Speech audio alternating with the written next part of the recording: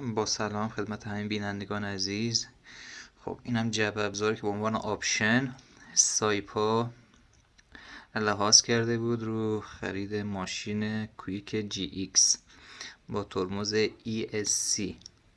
البته جی ایکس ال که همون جی ایکس لونگ میشه که امکاناتی مثل مانیتور و چرم صندلی رو نداره. خب بازش میکنیم ببینیم توش چیه. ابتدا آرم سایپا یدک و پشتش هم حالت چسب طوره که به کف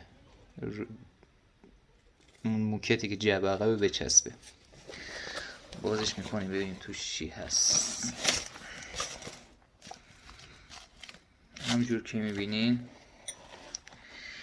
یه عدد دستکش بسیار نازک جنس ضعیف روش 2 عدد آچار با شماره های 10 و 13 که معمولا پیچ های رو خود ماشین سواره همون 10 و 13 با این 2 تا آچار باز میشن. یک انبر دست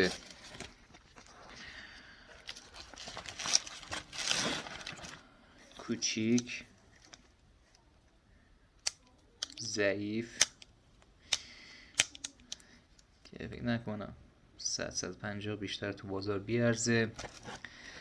لطف کردن یه چسب بر گذاشتن، خیلی ازشون ممنونیم.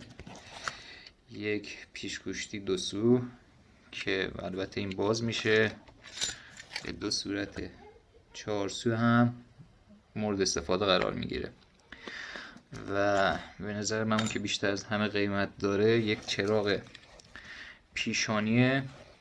همینجور که میبینین این قسمتش مگنت میچسبه به بدن این ماشین یا همون کاپوت موقعی که بخواین تو تاریکی از کاپوت بزنین بالا، و این قسمتش هم محفظه شارژشه، محفظه شارژ و حالت چراغ، دکمه چراغش که با یک بار زدن چراغ گرد روشن میشه و با کلیک دوم چراغ LED و یک کابل شارژ کوچیک و کم کیفیت که به نظر من قابل استفاده واسه این چراغ پیشونی هست. خیلی ممنون که همراهیم کردیم.